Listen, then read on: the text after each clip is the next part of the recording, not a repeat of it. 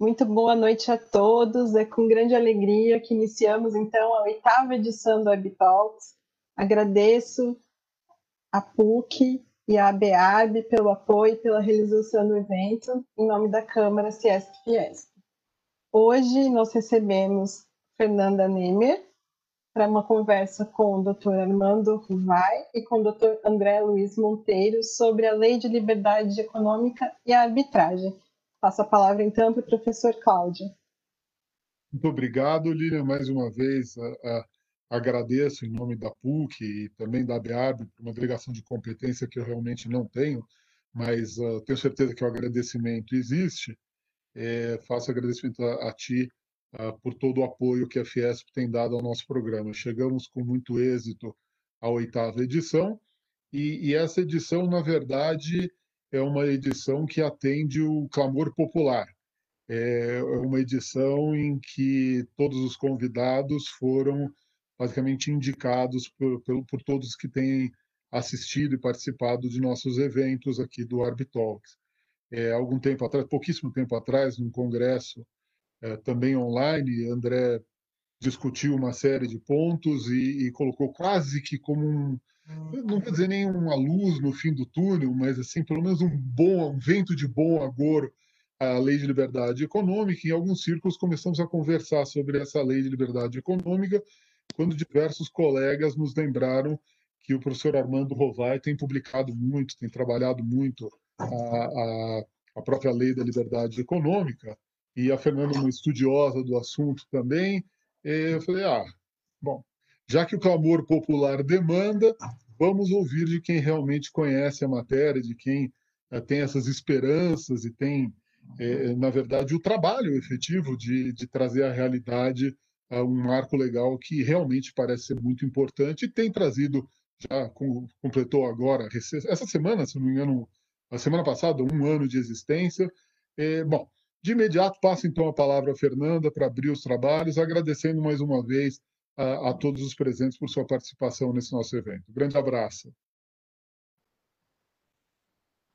Boa noite, pessoal. Bom, acho que, antes de mais nada, agradeço imensamente ao Cláudio pelo convite, à ABARB, à PUC e à Fiesp, e ao André e ao Armando por participarem dessa conversa sobre esse tema tão novo, mais importante, que acho que, como o professor Cláudio trouxe, todo mundo está querendo discutir e acho que vai ser uma excelente oportunidade.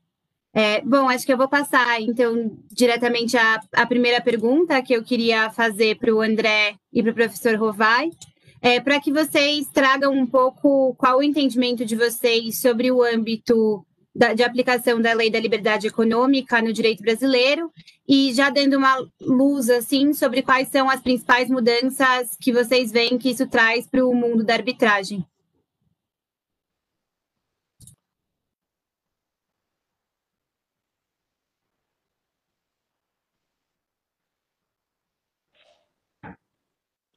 Quem você gostaria que começasse, Fernanda? Eu ou o professor Rovai? Você pode começar, então, André, já que você se prontificou. Tá bom, então. Então, vou começar aqui.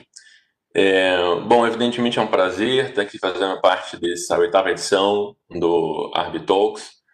Quero agradecer muito a PUC, a Câmara de Conciliação, Mediação e Arbitragem da Ciesc-Fiesp e também a ABARB.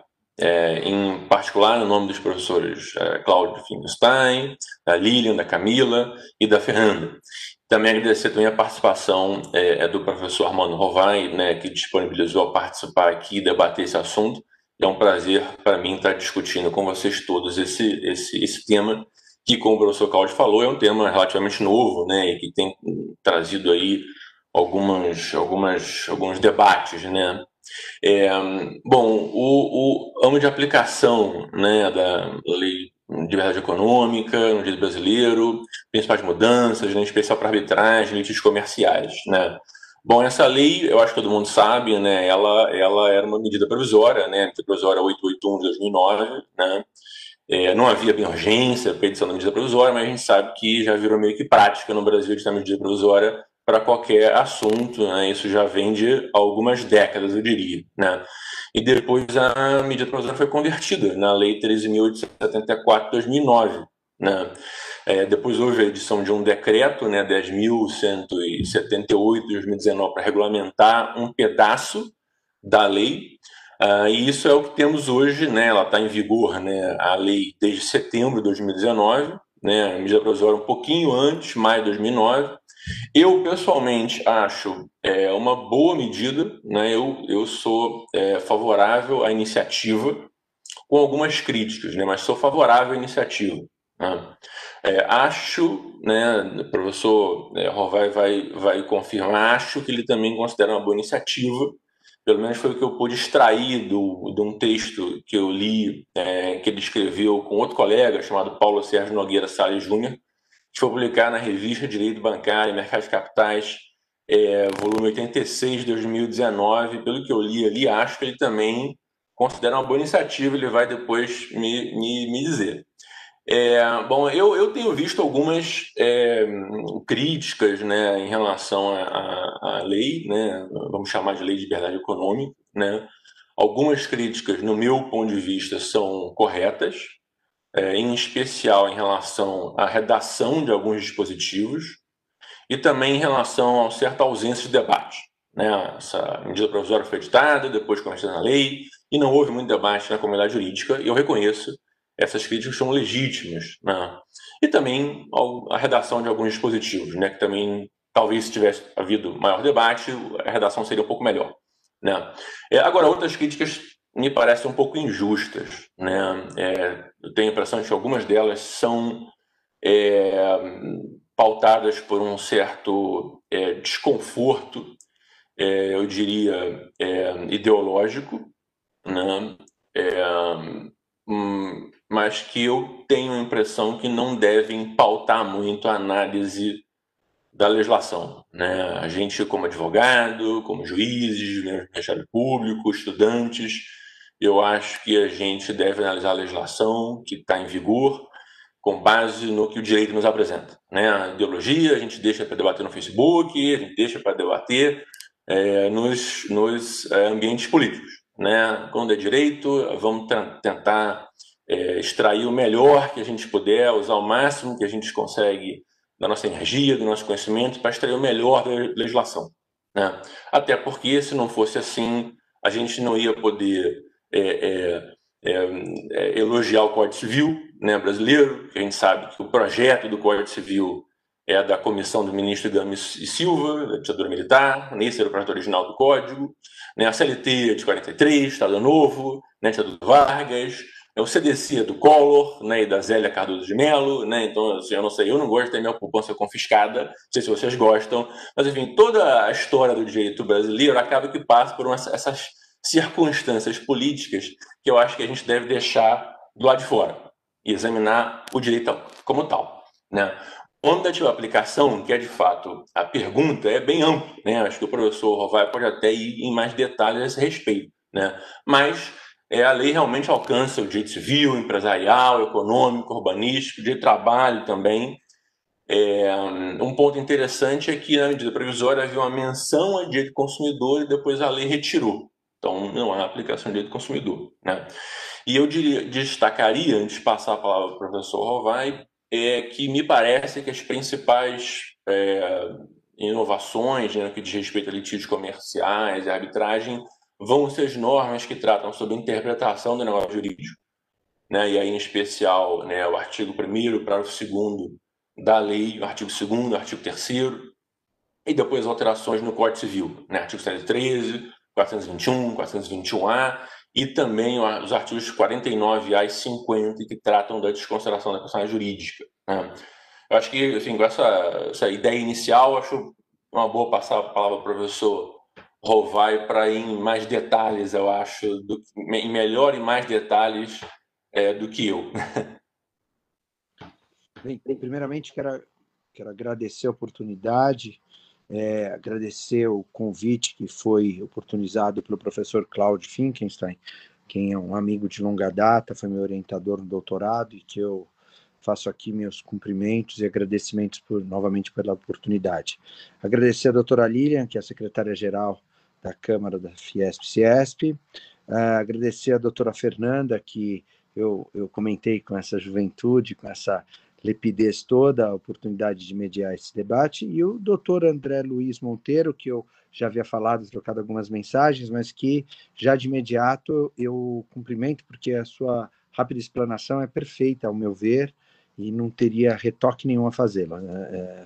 Porque realmente concordo com tudo que o senhor mencionou.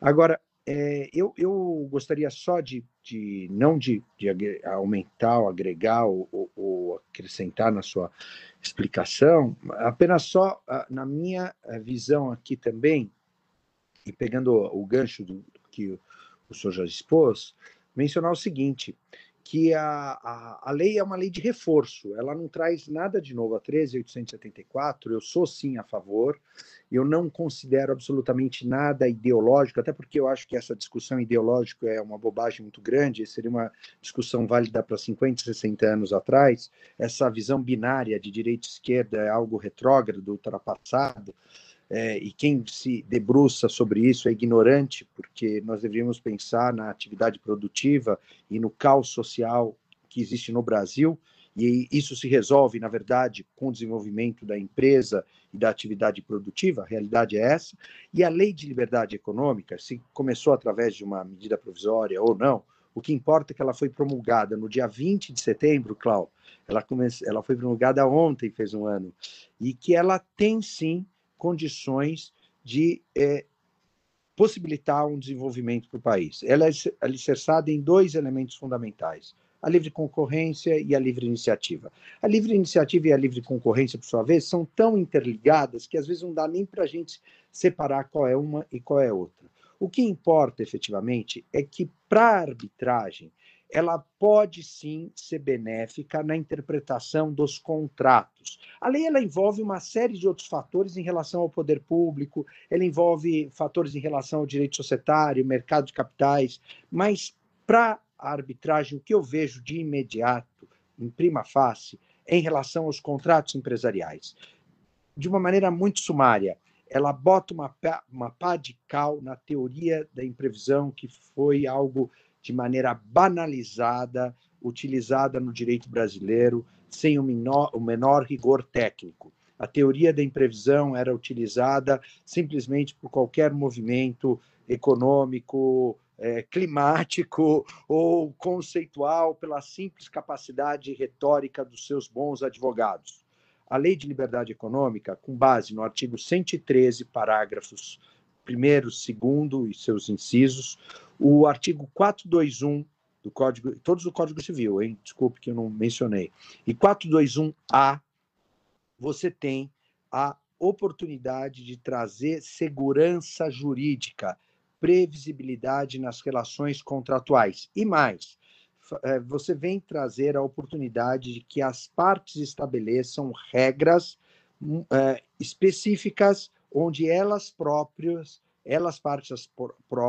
partes, possam fazer valer uma intervenção mínima e uma excepcionalidade na revisão contratual. E mais ainda, além dessa revisão contratual, que somente pode ocorrer em situações limitadíssimas e excepcionais, é uma situação onde aqueles que contratam, os negociantes que estão ali estabelecendo, principalmente nas relações, não precisa ser só nas relações empresariais, pode ser também nas relações cíveis, nas relações contratuais em geral, usarão parâmetros objetivos e mais, as suas respectivas interpretações poderão também trazer pressupostos específicos de revisão ou de resolução. Quer dizer, os contratos passam a ter uma validade intrínseca entre as partes. O contrato começa a configurar em relação a contrato. Aquilo que nós aprendemos na faculdade de Direito, aquele brocardo latino, pacta assunta servanda, começa a ter efeitos. Porque aqui no Brasil se demonizou o pacta assunta servanda, diferentemente de todo o ensinamento jurídico no mundo inteiro, e se valorizou apenas o rebus sic stantibus. Me parece que contrato finalmente passa a ser elaborado para ser cumprido. Isso, do ponto de vista das relações contratuais em geral, é algo fenomenal, porque traz segurança jurídica e previsibilidade para os negócios em geral, para o ambiente de negócio em geral. Nas relações contratuais empresariais, quando vão se discutir contratos no âmbito de uma situação que tem uma cláusula compromissória ou, posteriormente, de um compromisso arbitral, eu acho que a forma de ser analisado isso perante um painel arbitral passa a ter uma outra configuração, que aí os árbitros deverão analisar segundo o critério da égide da Lei 13.874.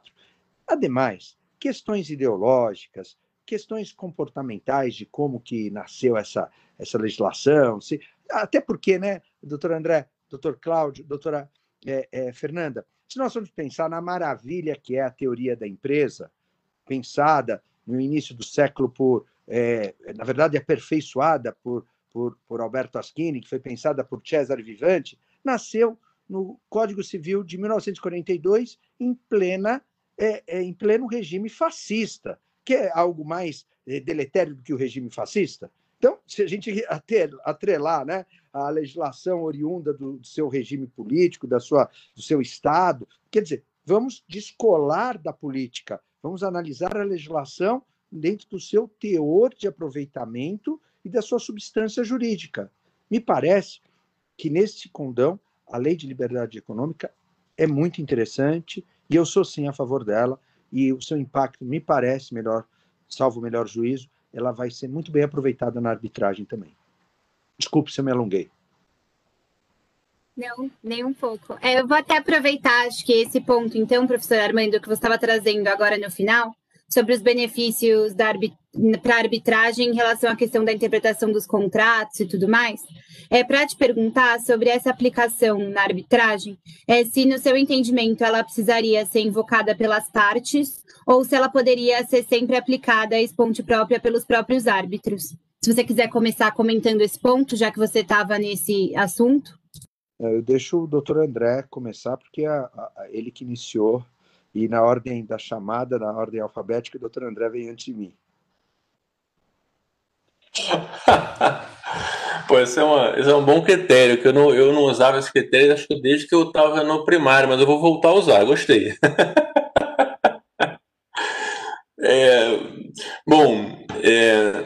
Eu realmente concordo integralmente com o que o professor Rovai falou, né? E acho que a gente tem muito que extrair dessa lei aqui para o bem do Brasil e do desenvolvimento econômico. Bom, em relação à aplicação da lei, eu acho que primeiro a gente tem que estabelecer algumas premissas, né? Em primeiro lugar, essa lei, ela basicamente, pelo menos no que diz respeito ao nosso papo, ao nosso tema aqui, ela é uma lei que influencia os contratos, né? A interpretação dos contratos, né, a formação de contratos, enfim, os contratos, né? E eu acho que a primeira coisa que a gente tem que lembrar, né, fixar isso como premissa, é que, em termos do intertemporal, né, essa lei ela só vai se aplicar aos contratos que forem celebrados após a sua vigência, né? A gente não vai poder aplicar essa lei, os novos dispositivos, aos contratos que foram celebrados anteriormente, né, porque é a regra, né, basilar de intertemporal, e o contrato é regido pela lei em vigor no momento em que ele foi celebrado, né?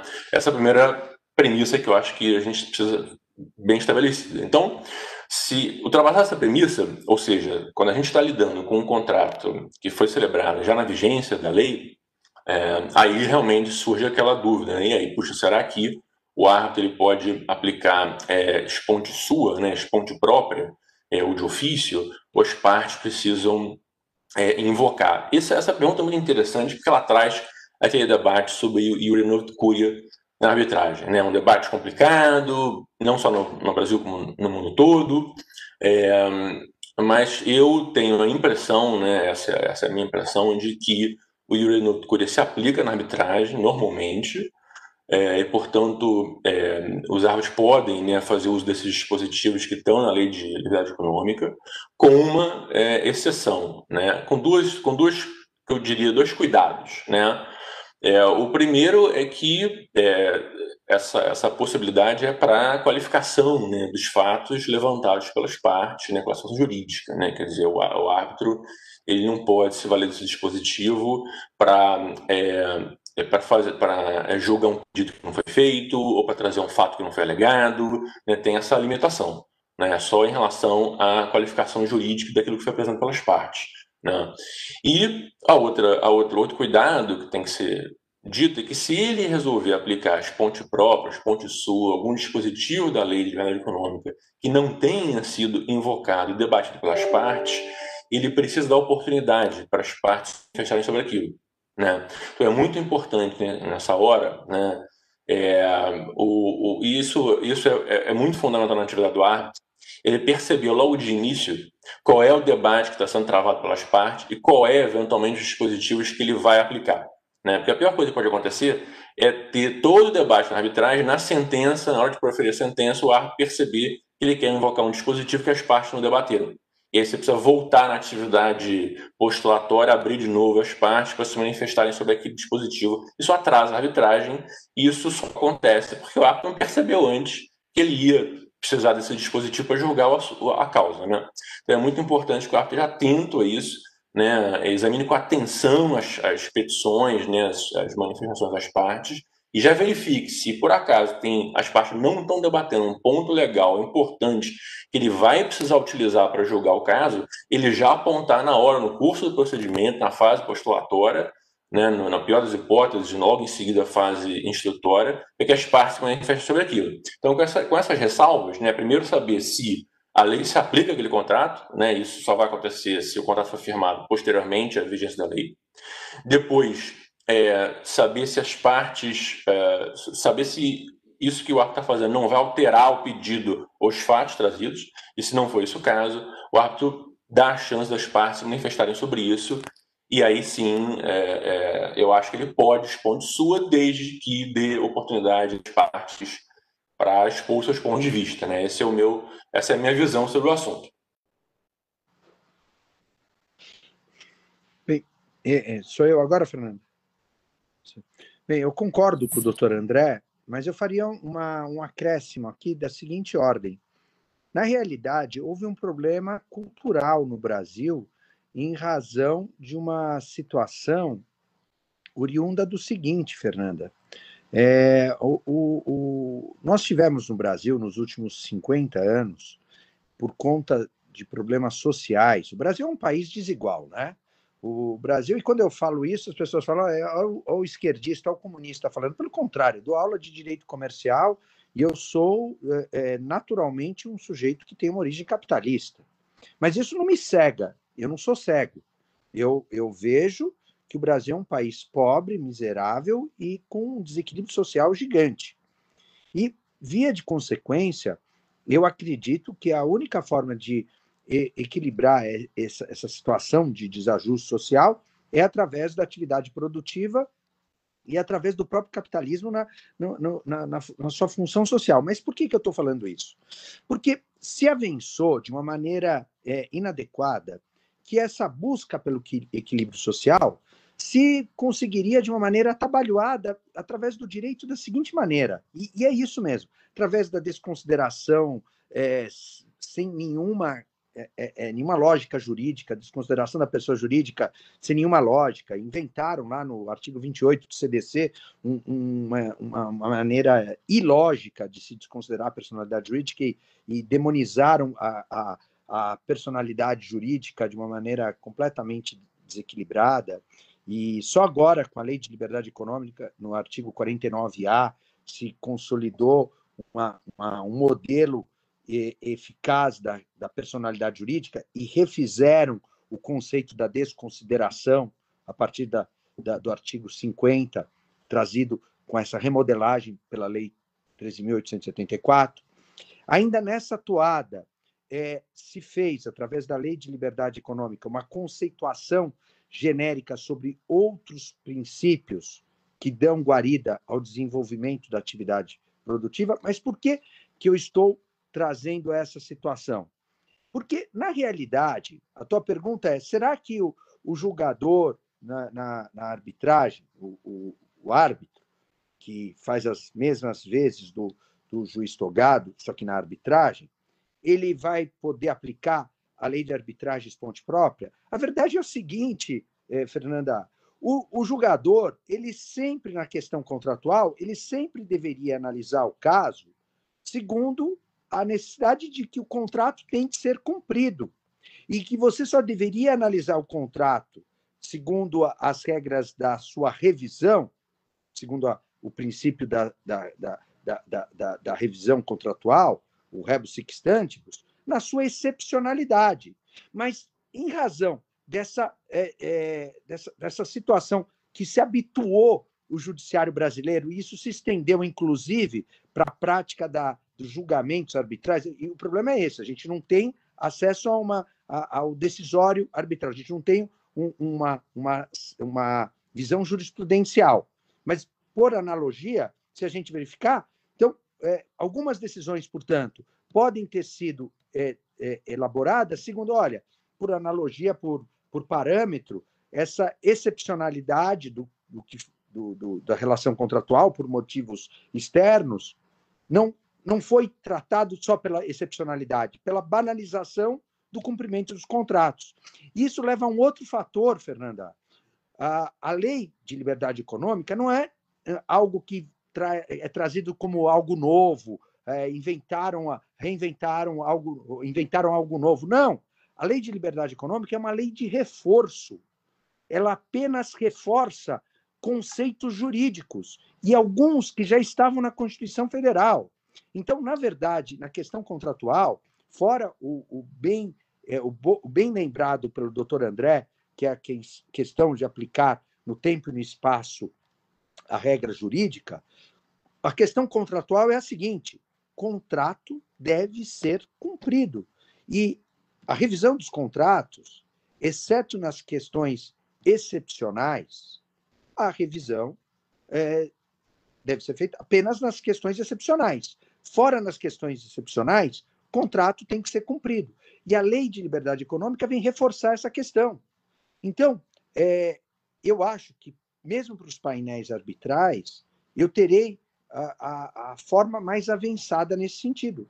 Então, eles vão utilizar fonte própria a lei. Veja, a questão é da aplicação temporal, perfeito a análise, ao meu ver, do doutor André, só que é reforçado, segundo, ao meu ver também, que contrato é para ser cumprido, independente de aplicação temporal ou não da relação contratual. Apenas para lembrar que, olha, independente da égide da lei ou não, contrato é para ser cumprido. Eu acho que esse é o grande fator cultural do direito que vai ser influenciador, inclusive da arbitragem, inclusive do judiciário. O problema, na arbitragem eu fico tranquilo, porque quem é nomeado como árbitro, na grande maioria das vezes, tem uma cultura jurídica do direito privado, da atividade produtiva, como eu costumo dizer, da barriga no balcão, sabe o que é a necessidade da roda girar para o país se desenvolver. Agora, do juiz togado, eu tenho cá minhas dúvidas se vai aplicar corretamente a lei, porque no Brasil, infelizmente, num país que tem 4.800.000 leis em vigor, tem lei que pega e lei que não pega. Isso é um caos jurídico, uma bagunça jurídica. Eu tenho muito temor dessa lei, que eu entendo que é muito importante, é uma lei boa, entrar nesse rol das leis que não pegaram. Porque aí eu só faço uma crítica. Outro dia teve aí a lei ela tem entre os elementos da Declaração de Direitos e Liberdade Econômica um inciso próprio que fala da necessidade da oferta e procura como elemento fundamental da Lei de Liberdade Econômica. Teve, recentemente, em função do preço do arroz, uma manifestação, que é melhor eu não falar de quem, já se miscuindo quanto ao preço do arroz, que deveria ir ressaltando a necessidade de patriotismo para reduzir o preço do arroz. Quer dizer, não é assim. O preço do arroz é o mercado que regula. Precisa lembrar algumas pessoas. Mas eu não quero fazer crítica política. Perfeito. Bom, acho que a gente falou um pouco da questão da interpretação dos contratos e do impacto que a lei tem em relação a isso. E então eu queria passar novamente ao André, respeitando a nossa ordem alfabética, para que ele comente um pouco, então, essa questão, qual o impacto da lei na interpretação da própria Convenção de Arbitragem.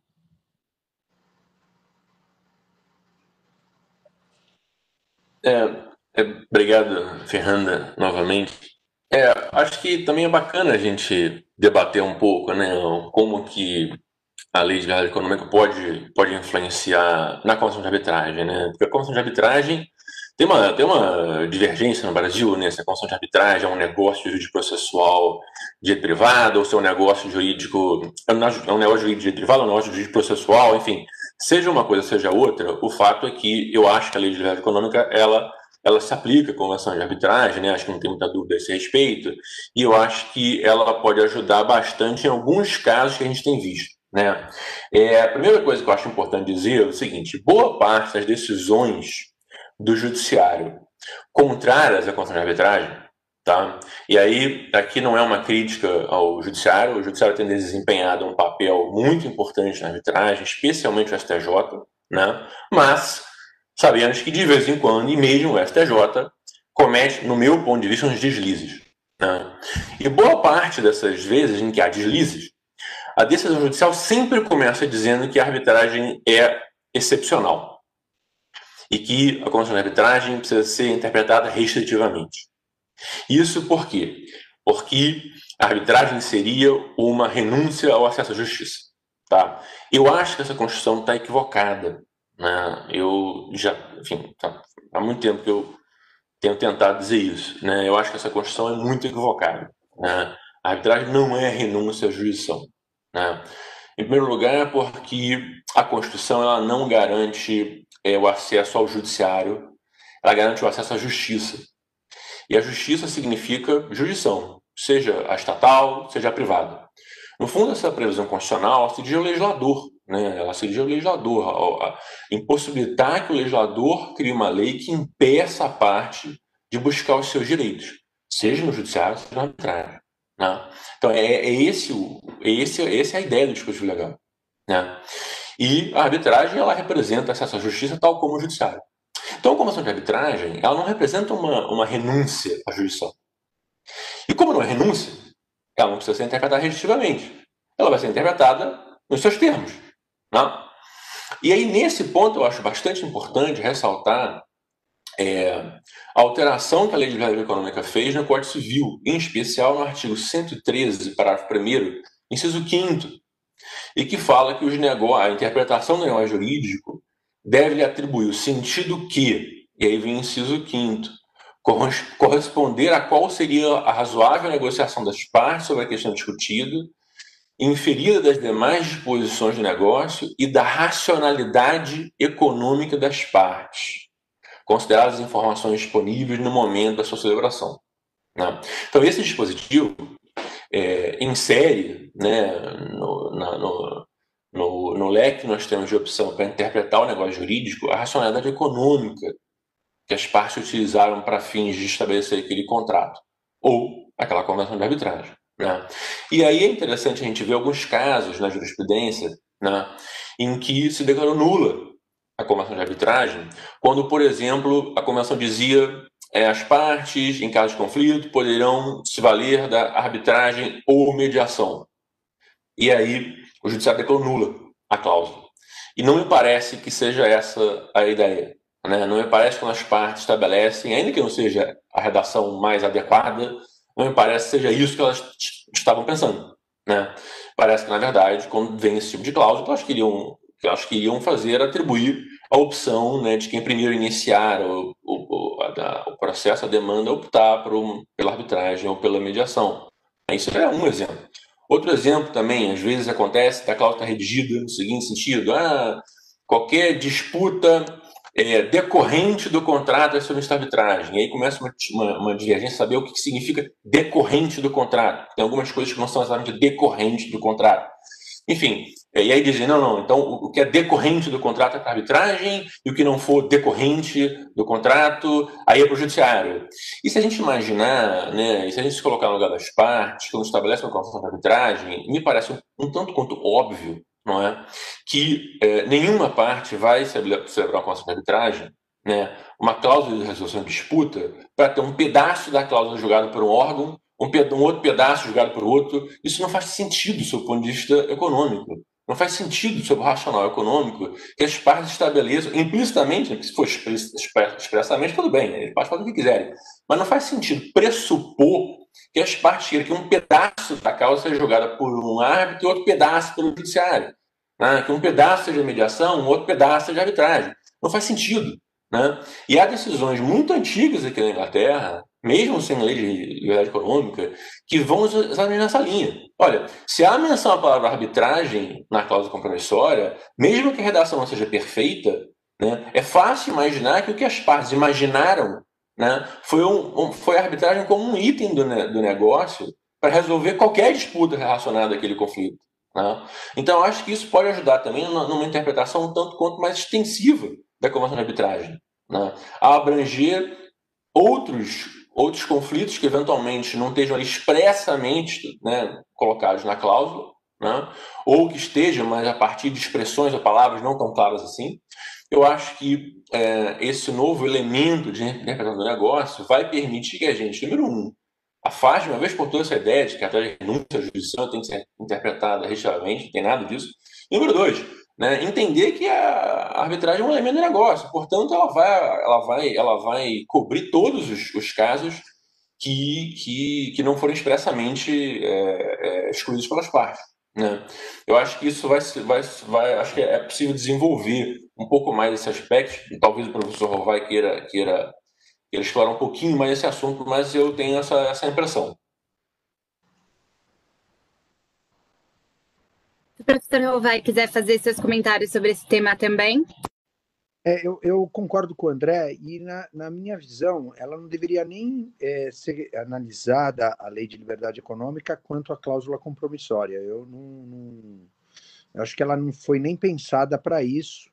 É uma conjectura, nós advogados acabamos sempre fazendo essa conjectura, a análise do André é perfeita, eu não teria nada a acrescentar, apenas eu só reforço aquela menção que não é minha, é do próprio ministro Gilmar Mendes, quando foi indagado acerca da lei de liberdade econômica, e ele mencionou que a lei de liberdade econômica ela era utilizada, mas ela não trazia nada de novo. Ela apenas ratificava o que já estava na Constituição Federal. Então, o André falou, poxa, na Inglaterra não existe uma lei de liberdade econômica. E, por óbvio, não existe, porque é um país que há séculos traz um protagonismo para a atividade privada. A Inglaterra ela tem atividade privada com protagonismo e uma preponderância, senão ela não teria tido os avanços que teve, inclusive na Revolução Industrial, e tomando uma proporção, inclusive até objetivando e conseguindo o equilíbrio social. E aí, ao invés disso, nós buscando, e acho que a intenção foi boa, a intenção não foi ruim, mas nós buscando um equilíbrio social, fizemos algo na contramão e no sentido oposto, porque nós desestimulamos a atividade produtiva. Então, essa lei da liberdade econômica, ela vem com esse viés. Então, na cláusula compromissória, especificamente, eu não vejo. Eu acho que ela dá guarida no sentido de que contrato é para ser cumprido. E dentro desse contexto, são dois elementos. Primeiro, se tem cláusula compromissória tem que ser cumprida. Ah, mas é decorrente do contrato? Não, esses filigranas que são analisadas. Olha, eu acho que o sujeito que impugna isso e debate isso tem que tomar uma litigância de má-fé para aprender de maneira bem avançada, para nunca mais servir de exemplo. Aliás, eu tenho uma teoria. Eu já falei isso em algumas entrevistas que eu dei. Eu acho que num país que tem 100 milhões de processos, e para não cercear o acesso ao judiciário, porque justiça se faz também através dos meios alternativos de solução de controvérsias. Não é bobagem falar que não é acesso à justiça. Então, eu tenho eu ouso eu ouso, quem sou eu para surtir aqui alguma opinião que possa influenciar os demais operadores do direito? Mas eu tenho uma opinião. Primeiro, deveríamos agir da seguinte maneira escalonada. Todo litígio de qualquer natureza ou espécie, obrigatoriamente, dever-se-ia obrigar que se buscasse os meios alternativos pela mediação ou conciliação, obrigatoriamente. Obrigatoriamente, e o Estado dando guarida objetivamente para isso. Mas a parte insiste em entrar com um processo judicial, porque a cultura brasileira e das faculdades de Direito é essa, é ajuizar demandas. Nós todos aqui que fizemos a faculdade de Direito, nós, na nossa época, e eu devo estar fazendo 27 anos de formado, o Cláudio, uns 30 e... Quantos anos, Cláudio, que você está formado? 30 e poucos anos, o André também deve ser isso, uns 20 e poucos, né? Deve ser mais ou menos... Bom, mas, enfim, todos nós, quando estávamos no terceiro, quarto ano, éramos loucos para nos formarmos, para subscrevermos uma petição inicial para processar alguém. Nunca nós fomos formados no sentido da apaziguação.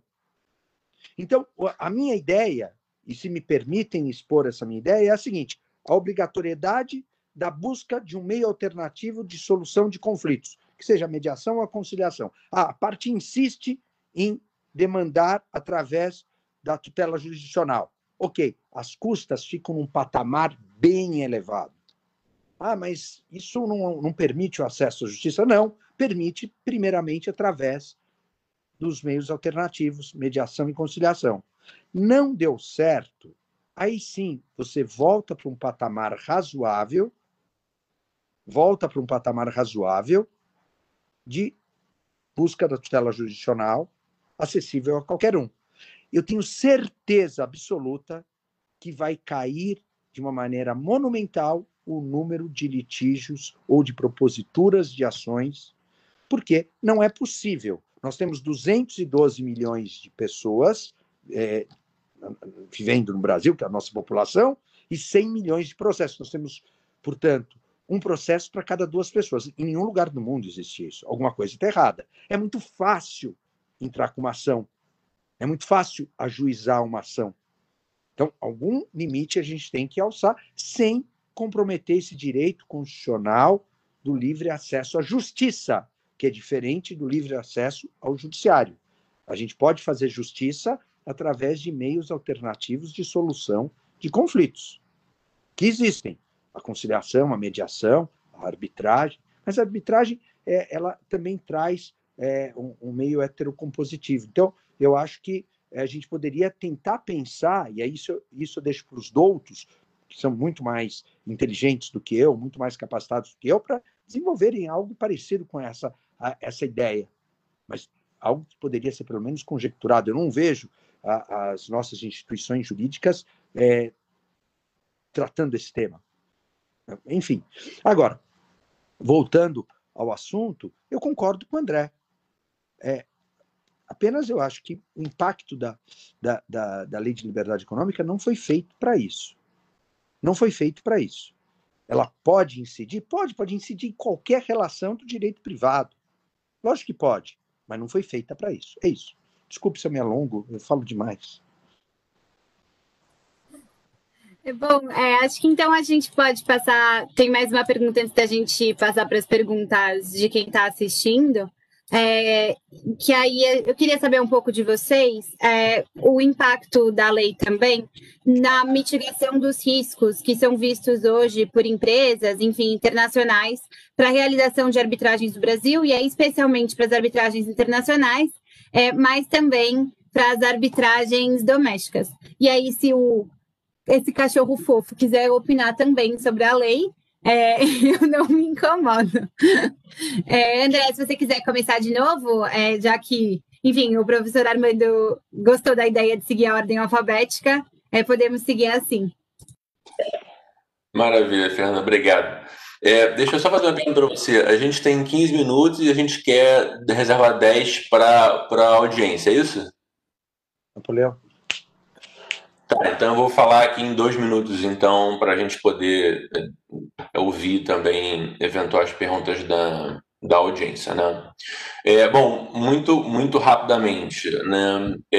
Eu acho que a Lei de Liberdade Econômica é um primeiro passo, né? Acho que ela é um primeiro passo, um passo importante, mas acho que é um primeiro passo, né? No que diz respeito à mitigação de riscos vistos pelos investidores estrangeiros, né? O Brasil não é um país que inspira segurança jurídica.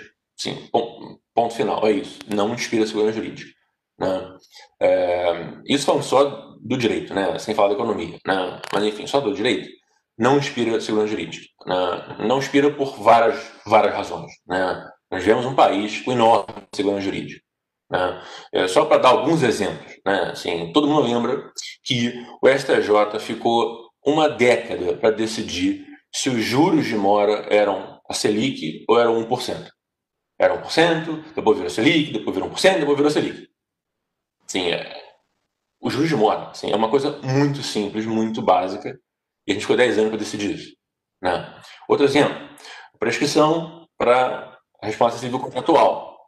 O STJ ficou de novo 10 anos, mudou de posição várias vezes, né? 10 anos, 3 anos, 10 anos, 3 anos. E também o momento que se inicia também é conflituoso. Se inicia do momento do dano, né, do descumprimento, né, mas aí tem situações em que isso não é suficiente, né, porque as pessoas, às vezes o dano ocorreu, mas a pessoa que sofreu dano não está ciente ainda. A gente também não tem isso. Né. Só para dar um exemplo, né, como é que funciona na Inglaterra? Na Inglaterra é 6 anos, prazo profissional, 6 anos. E contratual, 6 anos. Extracontratual, 6 anos. Cartel, 6 anos. É tudo 6 anos. Então não tem essa confusão toda. É 6 anos, tudo, pronto. Né? É mais simples.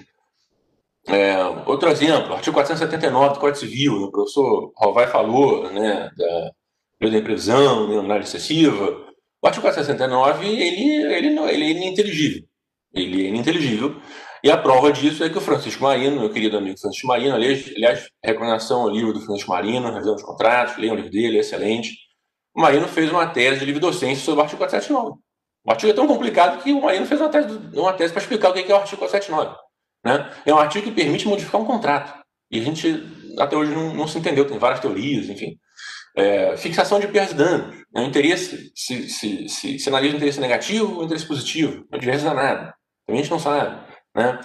E, claro, a ideia central de estabelecer um Código Civil, que é o nosso atual Código Civil, que une obrigações comerciais e civis, e também, né, enfim, na época que ele foi idealizado como sumiristas, né, porque ele foi idealizado na década de 70, antes do Código de Defesa do Consumidor, a ideia de unificar obrigações comerciais e civis num código só. Né, o que, no meu ponto de vista, e respeitando as opiniões contrárias, não faz nenhum sentido, mas nenhum sentido. Né? E incluir nesse código um monte de cláusulas abertas, em especial a boa-fé e função social do contrato. Né? E a partir disso, a doutrina brasileira, a civilista brasileira, muito criativa, né, extraiu da boa-fé e da função social do contrato todo tipo de instituto, surrécio, supresso, adimplemento substancial, dever de mitigação de danos, conservação dos contratos, tudo isso. O que, sob o ponto de vista teórico, é muito interessante, mas quando você olha a prática, como o judiciário aplica isso, né, na ausência de dispositivo legal específico, tratando todas essas repercussões da boa-fé, sem os elementos, né, que precisam ser preenchidos para a aplicação de cada uma, vira uma zona, gente. Vira uma zona. Né? Eu tenho muita impressão de que a doutrina jurídica brasileira, a doutrina civilista brasileira, fez um papel muito importante de desenvolver esses institutos, mas se esqueceu de que eles não estão previstos expressamente em detalhes na legislação e que isso causa uma confusão danada quando vai para o judiciário. Porque cada um decide uma coisa diferente. Né? Isso leva a uma insegurança jurídica danada. Então, eu acho que a lei de liberdade econômica é um primeiro passo muito importante, mas eu acho que temos que avançar com muitos outros passos. Eu acho que temos que ter um código comercial, só para relações de direito comercial, tem que ser muito diferente do Código Civil. Né? Vou dar só um exemplo óbvio. Né? Pelo Código Civil brasileiro, se o credor quiser resolver o contrato e não tiver cláusula resolutiva expressa, ele precisa ao judiciário, pedir para o judiciário resolver o contrato. Né? Ele só pode, por conta própria, resolver o contrato, né, o artigo 474 do Código Civil, se houver cláusula resolutiva expressa. Se não houver, tem que ir para o judiciário. E como é que na Inglaterra nos Estados Unidos? É o oposto. Se o credor quiser resolver, ele resolve mandando uma notificação. E o devedor é que vai ao judiciário contestar se o motivo da resolução não for verdadeiro. Né? Você imaginar que o credor tem que ir ao judiciário para resolver um contrato, ficar 10 anos para resolver um contrato? Gente, isso não faz nenhum sentido comercial. Né? Isso é uma das coisas que a gente tem que mudar, e por isso eu acho que temos que avançar, dar outros passos, e talvez um código comercial fosse uma boa ideia, que seja bem debatido, profundamente debatido, sem pressa, acho que seria uma boa ideia. Professor Rovai. Eu não tenho que discordar de você, André. Justamente, desde 2011, tramita no Congresso Nacional, e eu não quero ser cabotino, mas o projeto do professor Fábio Lua Coelho, o projeto é dele, mas na ocasião eu era presidente da Comissão de Direito de Empresa da OAB, e eu que subscrevi a carta que foi dirigida ao Congresso, no caso, foi dirigida ao Ministério da Justiça, e através dessa carta que se instalou um expediente dentro do Ministério, e aí, na realidade, o deputado Vicente Cândido acabou abrindo um expediente dentro da Câmara, mas quem deu o primeiro passo foi a comissão que eu presidia, e foi oriunda de uma carta, e começou tudo de um artigo que eu escrevi no Valor, porque o Código Civil, na parte de direito de empresa, eu sou um comercialista, não posso falar pelas outras disciplinas que também estão dentro do Código Civil, como o direito das sucessões, direito de família, o direito das obrigações como um todo, mas na parte de empresa o código não é bom. O código não é bem bom. Eu me lembro que eu era presidente da Junta Comercial em 2002 e eu falei isso no jornal Estado de São Paulo, e o grande professor Miguel Reale, que foi realmente um dos maiores juristas que o Brasil teve, ele se enervou com a minha declaração, e não foi uma declaração dirigida a ele de jeito nenhum, porque eu reputo que o professor Miguel Reale, de fato, foi um dos maiores juristas que o Brasil teve, mas eu acho que a premência de colocar em vigor um código que, na verdade, ele começou a tramitar no Congresso Nacional ainda na década de 60, e foram tantas idas e vindas, e o Brasil teve uma série de problemas políticos desde a década de 60, na década de 70, e nunca houve o interesse em colocar aquele código. Para você ter uma ideia, André, eu me formei em 1993, eu entrei na faculdade em 1989, nesses 5 anos que eu cursei a faculdade, eu nunca ouvi falar do projeto do novo Código Comercial, do novo Código Civil. Eu fiquei sabendo desse Código Civil em 1999, no ano 2000, que começaram a cogitar e entrou em vigor de uma maneira assim, voadora. E só a parte de direito de empresa não ficou pior, porque nós tivemos um deputado federal que realmente capitaneou uma luta hercúlea para a parte de direito de empresa ficar um pouquinho melhor, que foi o Ricardo Fiuza, falecido. Mas eu acompanhei, eu era presidente da Junta Comercial do Estado de São Paulo na ocasião, então eu participei de inúmeros debates, e o código tem muitas imperfeições, muitas. E não é uma crítica, pelo amor de Deus, ao professor Miguel Reale, nem ao professor Silvio Marcondes, que foram 2 gigantes do direito brasileiro. Mas o código nasceu velho, em várias oportunidades. Então, um código comercial, hoje, é exatamente o que você falou, precisa ter princípios próprios, precisa ter gavetas próprias, código comercial para código comercial, direito civil para direito civil, e Código de Defesa do Consumidor, Código de Defesa do Consumidor, cada um com a sua caixinha própria. E o que nós temos aí, essa unificação de direito privado, ela foi pensada no início do século XX. Não tem o menor sentido hoje em dia. Até a Itália, que pensou isso lá atrás, já desfez há muito tempo. Então, quer dizer, não funciona esse modelo que a gente tem. E tem que ser pensado. Eu acho só uma coisa que eu discordo de você, André. Não tem que esperar mais tempo nenhum, não. Tem que andar logo com esse projeto. E o projeto do Fábio Lua Coelho, para mim, é o melhor. Sabe por quê? Porque ele é o melhor comercialista que nós temos hoje no Brasil. Ele se debruçou nesse projeto há muito tempo e, na minha opinião, é um projeto que funciona. Agora, o que vai ser, eu não tenho a menor ideia do que vai ser. O que vai ser, eu não tenho a menor ideia. Mas, enfim, é isso que eu acho. É a minha opinião. Minha opinião também, nada. é uma opinião entre milhões aí de juristas que sabem muito mais do que eu. Perfeito. Bom, a gente teve uma pergunta do público, uma pergunta do Tiago Zanelato, que está nos assistindo, e ele perguntou se vocês acham que as partes elas podem excluir a aplicação da Lei da Liberdade Econômica ou de algum determinados dispositivos, e, enfim. Acho que quem quiser começar, professor Armando, se você quiser começar com a pergunta, que eu vi que você ficou animado com ela, você pode ficar à vontade. Não, eu respeito eu sou obediente, eu respeito a ordem alfabética, mas depois eu tenho resposta para isso. Muito legal a pergunta, viu? Quem fez a pergunta? Quem foi? O Tiago Zanelato. Olha, Tiago, brilhante tua pergunta, adorei, mas deixa o André começar, só se o André quiser que eu fale, mas eu deixo o André, eu respeito aí a anterioridade. Não, por favor, professor, vamos em frente com o seu entendimento primeiro e depois eu vou pegar carona na sua resposta. Tá, eu acho que sim, tá? Porque tem um item no 421A que eu vou ler para vocês, olha só. Os contratos civis e empresariais presumem-se paritários e simétricos até a presença de elementos concretos que justifiquem o afastamento dessa presunção, ressalvados os regimes jurídicos previstos em leis especiais, garantindo também que as partes negociantes poderão estabelecer parâmetros objetivos para a interpretação das cláusulas negociais e de seus pressupostos de revisão ou de resolução. A alocação de riscos definidas pelas partes deve ser respeitadas e observadas. A revisão contratual somente ocorrerá de maneira excepcional e limitada. Deixa só eu pegar aqui na lei, para eu não falar nenhuma bobagem. Deixa eu pegar aqui no Código Civil, para eu não pegar o 421.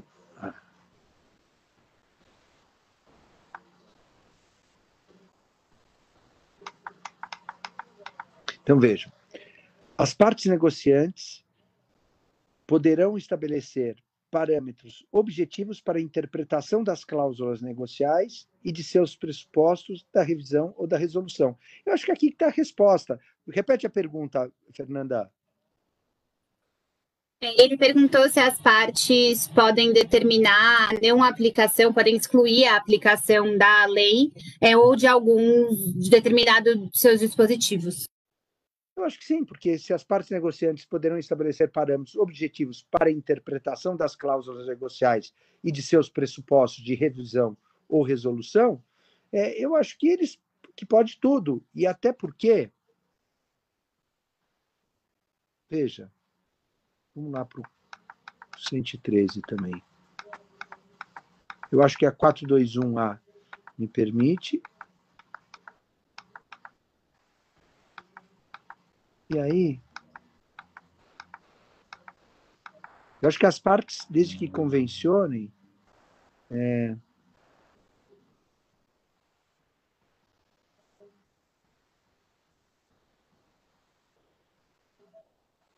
olha, no inciso 5 do 113, veja só, os negócios jurídicos devem ser interpretados, parágrafo 1º, tá? A interpretação do negócio jurídico deve atribuir o sentido que corresponder a qual seria a razoável negociação das partes sobre a questão discutida e inferida das demais disposições do negócio e da racionalidade econômica das partes, consideradas as informações disponíveis no momento de sua celebração. Eu acho que, fazendo a análise do 421A com esse inciso 5º do parágrafo 1º do 113, eu acho que dá para as partes, inclusive, descartarem a própria aplicação da Lei de Liberdade Econômica. Eu acho que a Lei de Liberdade Econômica dá a possibilidade até de descartá-la. Tá? Eu acho que ela é fenomenal nesse sentido. Mas, enfim, não sei. De novo, eu sou um simples advogado que também é um professor de direito comercial.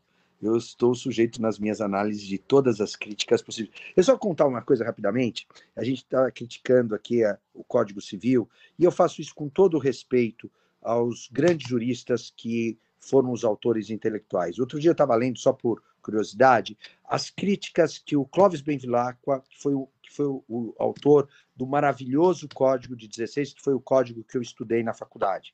Um primor de código civil, um monumento que podia estar em vigor até hoje, que seria excelente. E ele sofreu críticas monumentais de nada mais, nada menos do que o grande Rui Barbosa, a ponto de Rui Barbosa chamá-lo de burro. Ora, Clovis Bevilacqua era tudo menos burro. Então, quer dizer, críticas, todo mundo está sujeito. E é muito mais fácil criticar do que sentar-se e elaborar algo tão monumental como um código, né? Então, pelo amor de Deus, de maneira nenhuma crítica pessoal aos seus grandes elaboradores, tá? Então, só isso. Perfeito. André, você quer fazer algum comentário sobre essa pergunta? Eu vou fazer bem rapidinho. Eu acho que a análise do professor Rovai é perfeita. Eu acho que a combinação desses dispositivos que ele citou é a resposta para a pergunta do Thiago. Aliás, um grande abraço, Thiago Zanelato. Falei de você semana passada numa call que eu tive com o Just e com o Grion. E aí eles me disseram que você falou para eles que a minha outra apresentação lá no Congresso de Internacional tinha sido boa. Então, obrigado. Eu queria acrescentar uma outra coisa, invertendo a sua pergunta, na verdade. Né? Essa pergunta se pode excluir a atividade econômica. Né? E o professor Rovai respondeu, e eu estou de acordo, que pode. Minha pergunta também é outra. E pode excluir a boa-fé? Essa é a minha pergunta. Bom, vou dar um exemplo para vocês. A doutrina brasileira, civilista brasileira, com base na boa-fé, criou, né, divulgou, melhor dizendo, né, a suprécio e surrécio. Né? A suprécio até tem previsão no Código Civil, artigo 330, mas só para lugar de pagamento. Isso expandiu para qualquer situação jurídica. Né? E eu já vi o Tribunal de Justiça de São Paulo, tá? Eu menciono especificamente de São Paulo, porque toda vez que eu falo de um caso que eu estou criticando, as pessoas, os meus amigos paulistanos, nunca acham que é do Tribunal de Justiça de São Paulo. Então eu escolhi um do Tribunal de Justiça de São Paulo. Todo mundo acha que é de outros lugares, mas não, é do Tribunal de Justiça de São Paulo. Que as partes estabeleceram uma cláusula dizendo que nenhuma alteração do contrato seria admissível que não fosse uma alteração formal explícita do contrato. Né? E o Tribunal de Justiça de São Paulo ignorou a cláusula, aplicou a surrécio e modificou o contrato. Né? Bom, aí a pergunta é, se as partes colocam, por exemplo, no contrato, né, o que aqui se chama de non-oral modification clause, né, que é a ideia de que o contrato só pode ser alterado se ele for formalmente por escrito alterado. Pouco importa o comportamento das partes posterior, pouco importa qualquer eventual discussão oral, isso não interessa. Só a modificação do contrato só vai poder ser feita por escrito. Minha pergunta é, esta cláusula, ela é válida no ordenamento jurídico brasileiro? E se ela for válida, ela exclui a aplicação de surrécio e suprécio? No meu ponto de vista, ela é plenamente válida antes da lei da atividade econômica, após a lei da atividade econômica, sempre foi. Mas o Tribunal de Justiça de São Paulo ignorou essa disposição, aplicou a surrécio, modificou o contrato, mesmo sem nenhuma alteração formal do instrumento contratual. É outra crítica e outra decisão que gera enorme insegurança jurídica. Então, invertendo a pergunta do Thiago, eu acho que as partes também podem excluir a aplicação de algumas repercussões da boa-fé, porque eu tenho certeza absoluta que os meus queridos amigos civistas brasileiros vão me odiar por isso, vão dizer que eu estou errado, que a boa-fé é de ordem pública e tem previsão na Constituição e não sei o que lá, mas eu não concordo. É isso. Bom, obrigada, André. Bom, a gente não tem mais perguntas. Acho que, a não ser que vocês queiram fazer algum comentário final sobre o tema, a gente pode encerrar, então, por aqui a conversa. Eu vou aproveitar a oportunidade para convidá-los todos, a todos que estão assistindo, para assistir o próximo evento do Arbitalks, o 9º evento, na semana que vem, que ele vai ser sobre arbitragem, contratos empresariais e grupos de empresas, com o Fernando Serec, o Eduardo Terashima e a Bruna Barletta. Então fica aí o convite para quem quiser participar da semana que vem também. Acho que é isso. Muito obrigada a todos. Obrigado, gente. Ficamos à disposição. Obrigado, muito obrigado, André, muito obrigado, Fernanda, Cláudio, muito obrigado pela oportunidade. Foi um prazer estar aqui com vocês.